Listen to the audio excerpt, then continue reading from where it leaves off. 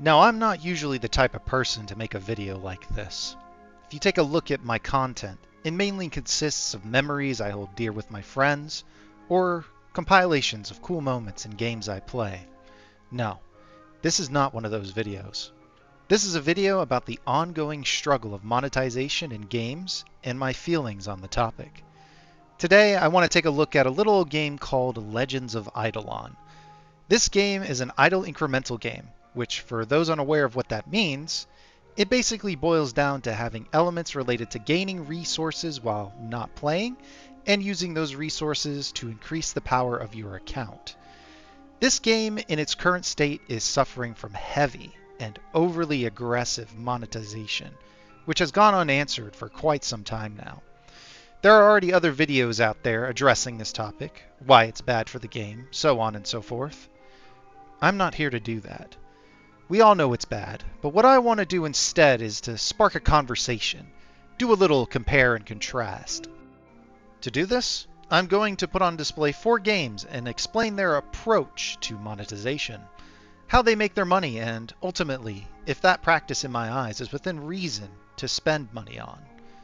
Now, keep in mind this won't cover the full spectrum of how we pay for games and services in them, but it is enough for what is relevant to the topic.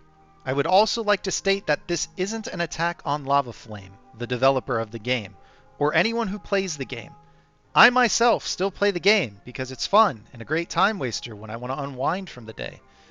In my personal opinion, these things being monetized are unnecessary to have fun, and are not as bad as many seem to make it out in comparison to other games. Don't go out of your way to attack anyone over this. That solves nothing. You have to remember that Lava is a solo developer, and all the attention he gets from people, both negative and positive, puts a lot of stress on him. With that out of the way, let's start with the first game.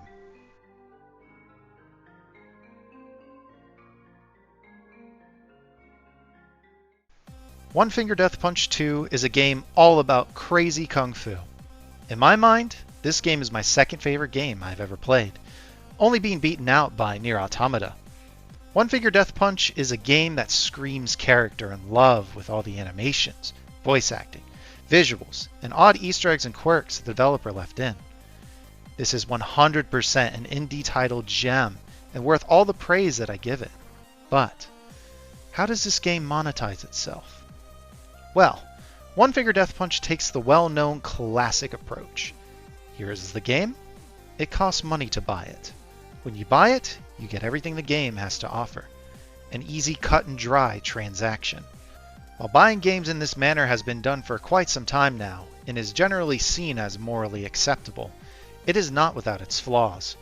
Paying for a game in this matter is blindly trusting what you're buying is going to be worth the price tag.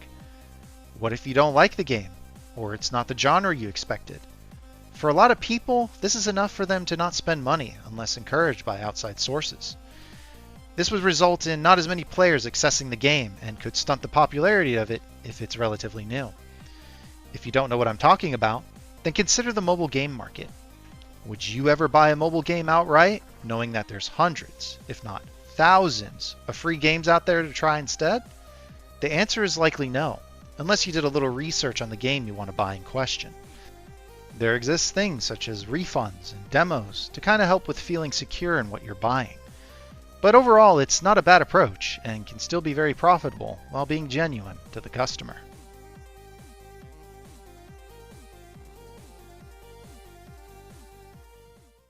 The Finals is an FPS PvP game where you enter in as a game show contestant to battle it out against other teams to win.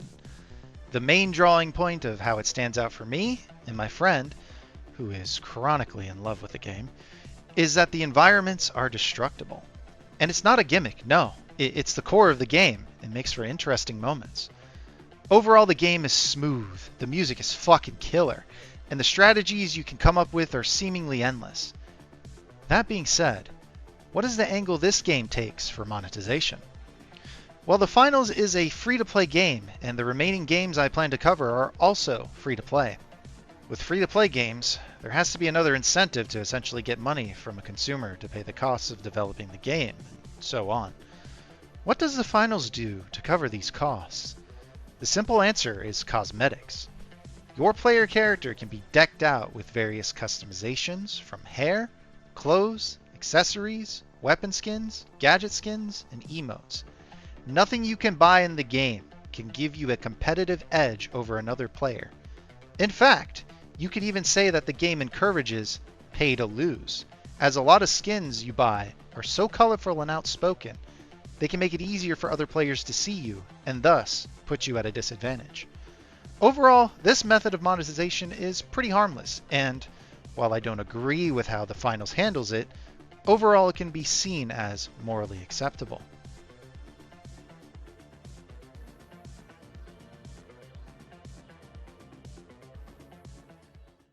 Warframe is an action-packed third-person shooter. You take command of a warframe, a weaponized construct to take on the many conflicts the galaxy throws at you. The main draw for me and many other players that play it is the vast amount of content that has been built up over the past 12 years. Also, the many different things you can do and the sites you can see is enormous. With that being said, how does Warframe tackle its monetization? While there are a lot of points I can put up here, I think the universal one is time gating. A large majority of progression is locked behind timers, slowing you down for seemingly no reason. The thing about this, though, is it tries to balance this out by allowing you access to everything in the game for free. All the premium warframes, weapons, pets, so on, can be fully earned through playing the free base game. The catch is the timer. Almost all warframes and weapons need to be crafted in the foundry. When you get a blueprint for a weapon, you need to get the resources it asks for to then craft said weapon. This crafting time can take from 12 hours to around 3 days to complete just one blueprint. This is the main factor that makes new players quit, and Digital Extremes, the developers of the game, are aware and trying to help the new player experience. Overall, though, this doesn't become that much of an issue for later game, as you'll have enough resources and things to do while your blueprints cook in the background. It's also helped by the fact trading for premium currency exists in this game, to which you can use to speed up these blueprints if you're that impatient. It's not the best, but the real problem here is the MR ranking system. MR stands for Mastery Rank, which is tied to how much you've leveled up various things you've collected in the game. Each day, when you have enough experience, you can rank up before you have to wait another 23 hours to rank up again. What's the problem with this? MR locks you out of major content in the game, from being able to use various weapons, start various quests, and limits the number of trades you can do in a day, among other things. The problem lies in the fact that you can circumvent the MR lock for weapons by buying them using the premium currency. When you buy a weapon this way, it comes fully built without any wait time. Yeah, that's right. You're the guy who needed their black thigh-high socks at your door right now, so you paid Amazon extra. That's the same concept here. Though, in defense of it, a fresh account doing this isn't as impactful as you would think. A weapon in the hands of a new player is only as strong as the account backing it, because a lot of gameplay elements, such as modding, contribute to the majority of your growth. And these things are not tagged behind a paywall. You gotta build up to them. All in all, though, since the content is free, it can be seen as morally acceptable, with the cost being your time if you're unwilling to pay up front.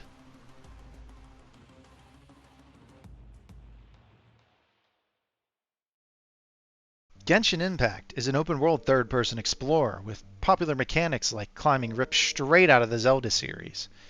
It's packed with a vast world to explore, quests to complete, and a very deep and convoluted story to follow. The main draw for me and various other players is the amount you can do in the game, and the well-written characters to which of some you can actually play as. So, what angle does Genshin Impact take for monetization? The simple answer is gacha, but can sometimes be referred to as gambling. Gacha is basically spending a currency at a chance to get a variety of things, but guaranteeing you at least get something, and not guaranteeing you'll get what you want.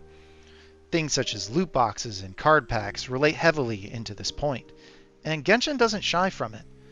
The main gacha mechanic in this game is pulling for characters. You spend premium currency for a chance to get a character on a banner, which rotates every so often. These banner characters are only a chance to be gotten when pulling for, and if you want to guarantee it, You could spend upwards of $100 to $250 if you're unlucky. These characters are not cosmetic either. They can be very powerful additions to your team that allows you to clear content in the game more quickly and easier. The worst part is that the characters on the banners are not there forever. It's there for a limited time.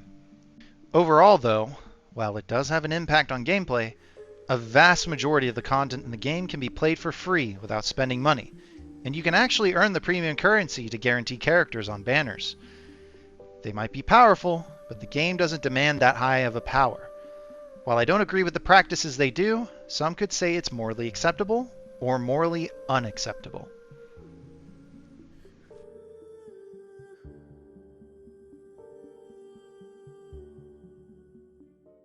Now, let's take a look at IdleOn and pick out the two major problems with the game, and see if we can look at these other games to fix the integrity of the systems that were put in place.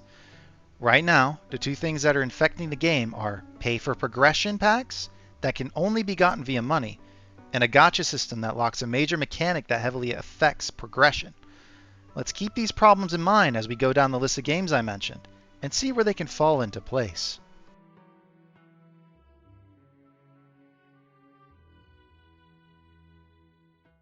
Make IdleOn similar to One Finger Death Punch 2, where you pay for the game and you get the product.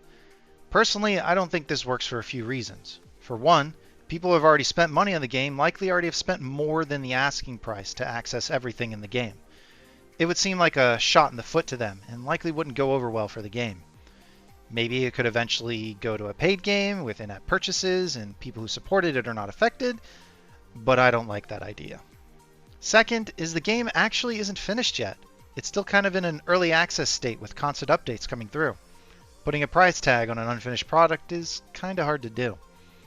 Lastly, taking away that free-to-play status on the game makes it not as easily accessible, and considering it's not that much of a big brand, that could cause it to catastrophically fail. Overall, putting a price tag on entry or converting the current systems that are in place into one big price isn't going to solve the problem, and would likely introduce more problems if that was to happen.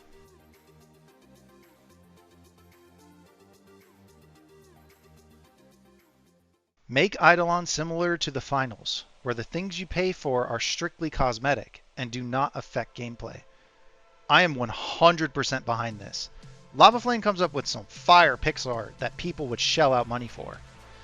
Unfortunately, as it stands now, a lot of the equipments offered in these packs are tied to stats, the worst offenders being wings and titles.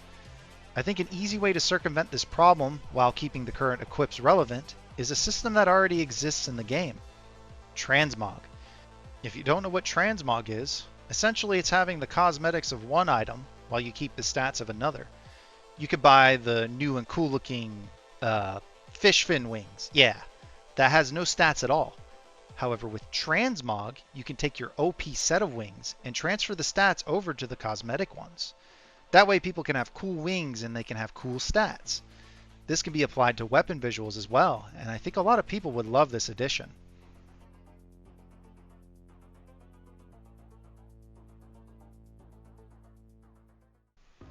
Make IdleOn similar to Warframe, where you have access to everything, but have to wait if you don't pay. This kind of already exists with the gem shop, where you can buy a lot of upgrades for various things in the game. I'm totally for this, and a lot of people likely would be. So, why not make everything like this? I feel a start for fixing packs is to make them gem-based instead of money-based. So to get the Phoenix Wings pack, instead you need to pay X amount of gems to acquire it. Not only does this help players access parts of the game locked behind direct money, it doesn't disincentivize already paying people who buy these packs. They would simply need to buy gems and then buy the packs. It's not a foolproof solution, but a step in the right direction, I feel. Also, a time gate of 30 days for new content? I can understand this if you want a small sample size of people to test a feature, but man, let people spend gems to unlock it early at the very minimum.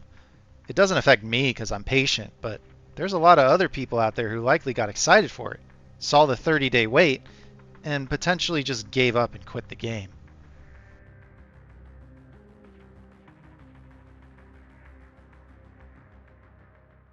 Make IdleOn similar to Genshin Impact, where you have a gacha system that can increase the power of your account if you get lucky enough. No, absolutely not. This system already exists in IdleOn, and it's bad. But can we maybe look at Genshin for some insight on how to make it better than it is now?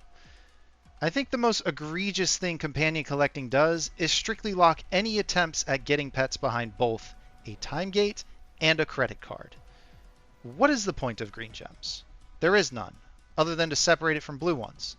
A lot, and I mean a lot, of mobile games do this, with the sole purpose of trying to hide the value of the premium currency and make purchases more confusing. Genshin doesn't do this. They only have one currency you can buy. Make attempts to get companions buyable with blue gems and remove green gems altogether. Not a good call? Okay, then let's address the time gate. Why does it take 1 week for a single chance at rolling a free pet? Make it once a day. Still not good enough? Well, why not make the free pets that you get duplicates of actually give you something, like green gems for more chances at getting better pets? All of these can be small steps to make the system better in general, not just for free-to-play players, but also for people who spend money. But hey, there's a pity system, similar to Genshin, where it guarantees you the best pet of them all after 200 treats, which can take an unlucky person around 4 years to get without paying, and maybe $400 if you do. Man, even Genshin isn't that bad. All in all, I feel like none of this would matter if these companions were not tied to progression changing stats.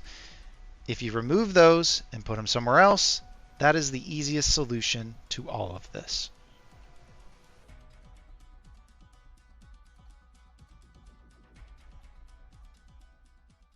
Overall, those are my thoughts. Would I suggest IdleOn to you as a game? No, unless I knew you had discipline with your money. Because the thing is, with incremental games, small bonuses like this never truly pay off. There will always be another hurdle you need to cross, no matter how late or how far in the game you are. And that little boost will not get you the full way there. You have to ask yourself, is what I'm buying really worth the cost? If you knew you would spend $100 on the game in the future, would you still play it? What about 500? What's your limit? And is it really worth it?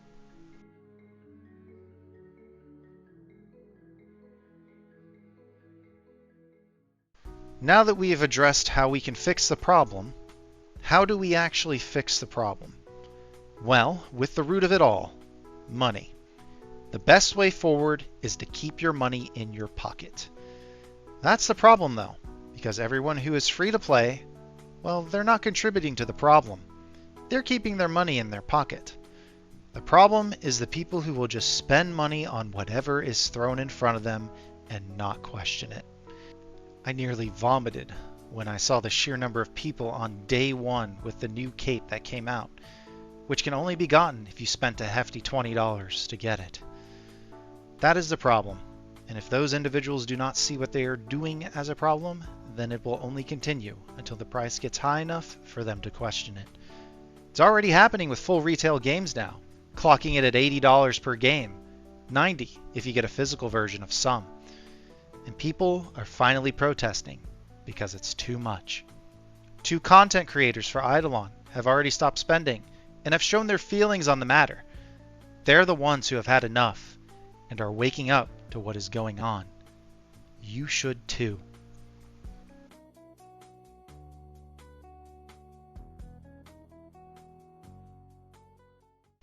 I'll leave on this final note. I feel that Lava Flame does not mean to do this on purpose. I think he still loves his game and he wants to make big things with it. It's a passion project of his he's been building for years. While what I'm saying about him doesn't excuse his actions and the outcry from the community, just remember, he's only human. There is one thing I saw one day while I was playing IdleOn, and maybe you've seen it too. This one thing I feel is what gives me hope for a brighter future of the game and the people it inhabits.